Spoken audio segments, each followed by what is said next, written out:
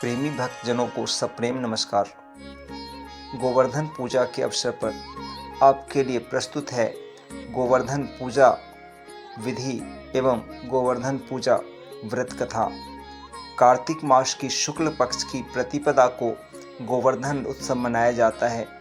इस दिन बलि पूजा, अन्नकूट, मार्गपाली आदि उत्सव भी संपन्न होते हैं।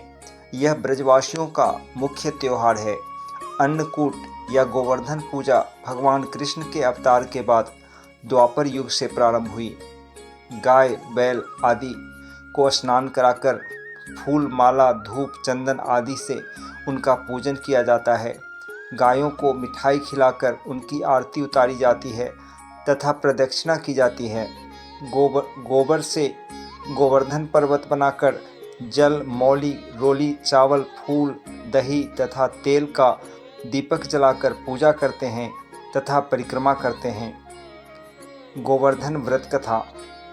एक बार श्री कृष्ण गोपियों के साथ गायें चराते हुए गोवर्धन पर्वत की तराई में पहुँचे। वहाँ उन्होंने देखा कि हजारों गोपियाँ गोवर्धन पर्वत के पास 56 प्रकार के भोजन रखकर बड़े उत्साह से नाच गाकर उत्सव मना रही हैं। श्री कृष्ण के पूछने पर गोपियों ने बताया कि मेघों के स्वामी इंद्र को प्रसन्न रखने के लिए प्रतिवर्ष यह उत्सव मनाया जाता है। कृष्ण बोले, यदि देवता प्रत्यक्ष आकर भोग लगाएं तब तो इस उत्सव की कुछ कीमत है। गोपियाँ बोली, तुम्हें इंद्र की निंदा नहीं करनी चाहिए।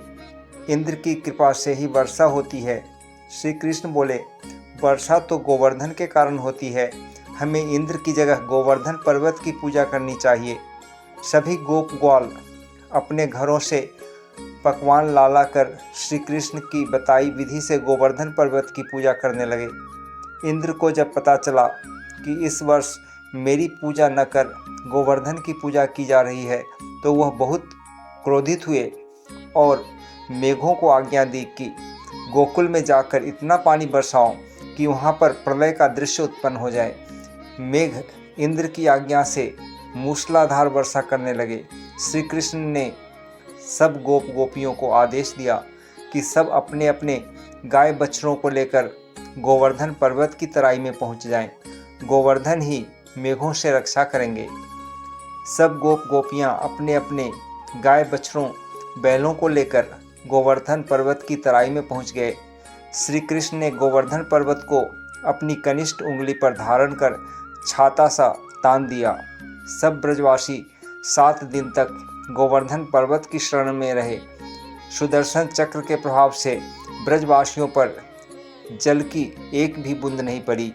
ब्रह्मा जी ने इंद्र को बताया कि पृथ्वी पर श्री कृष्ण ने जन्म लिया है, उनसे तुम्हारा वैर लेना उचित नहीं है। श्री कृष्ण अवतार की बात जानकर इंद्रदेव अपनी मूर्खता पर बहुत लज्जित हुए तथा भगवान श्री कृष्ण से क्षमा याचना करने लगे।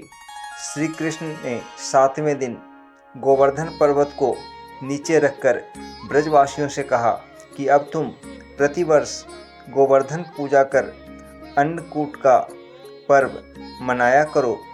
तभी से यह पर्व के रूप में प्रचलित हो गया। ओम तत्सत, ओम तत्सत, ओम तत्सत।